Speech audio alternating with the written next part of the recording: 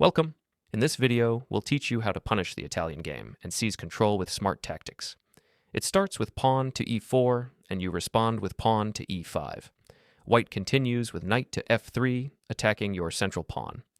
After you defend with knight to c6, white plays bishop to c4, targeting your weak f7 square. This is one of the most popular openings in chess. In this position, black typically plays either knight to f6 or bishop to c5, because you want to develop your pieces and castle afterward. Now, regarding these two moves, both are absolutely fine.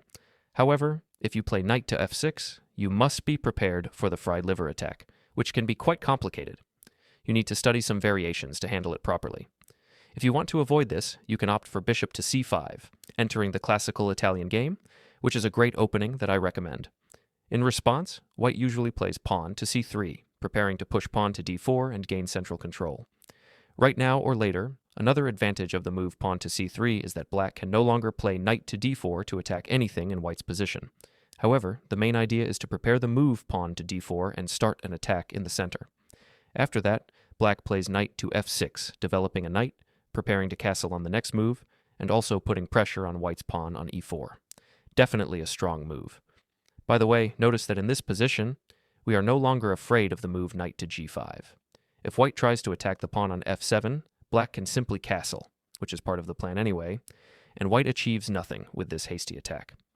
Now what if white captures on f7? Is it good or bad for black? It is actually really good for black.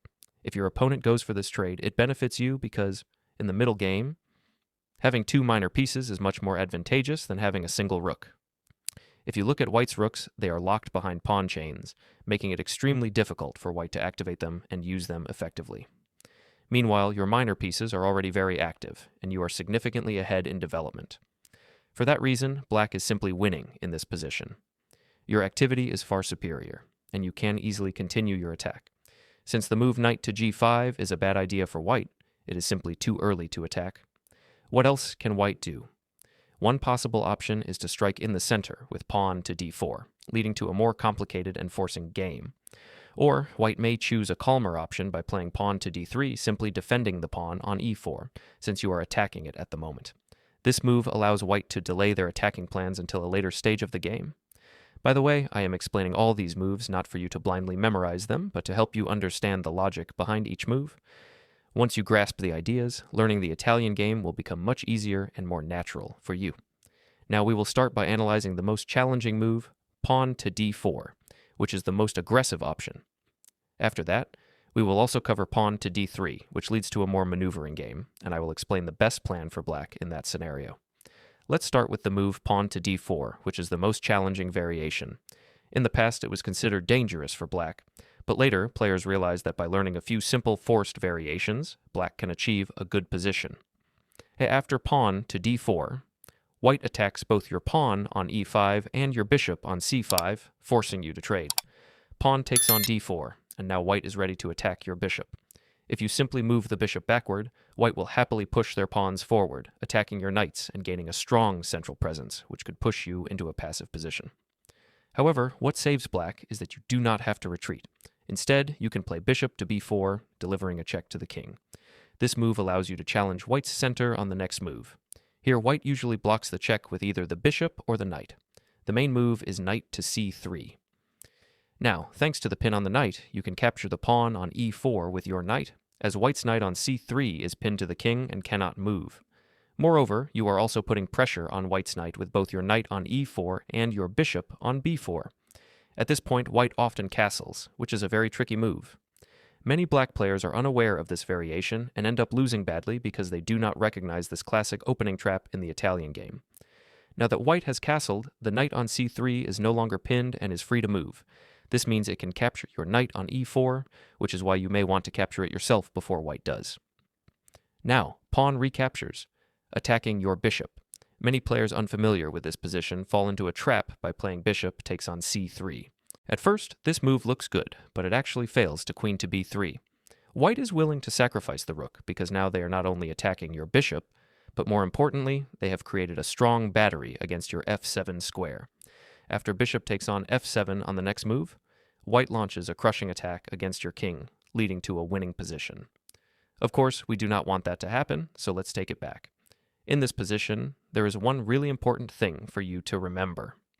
It is the key idea in almost all similar variations of the Italian game. You must play pawn to d5 early in the game. This move is extremely useful for multiple reasons, and understanding its purpose will help you navigate these positions effectively.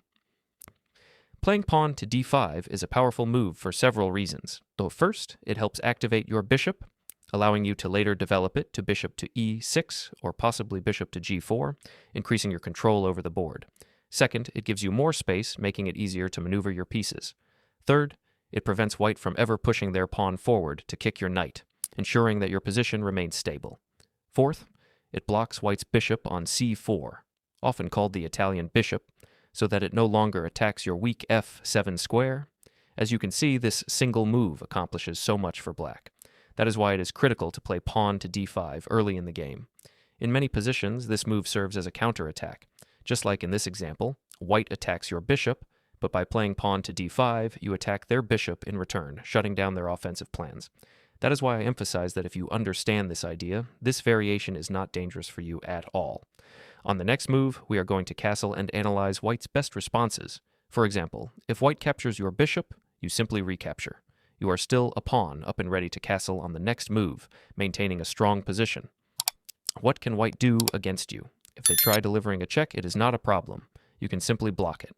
If white plays bishop to g5, it is not dangerous. You can simply play pawn to f6, forcing the bishop to retreat, and then castle safely. Life is good. If not bishop to g5, white may try queen to e2, lining up their queen and bishop against your knight on e4.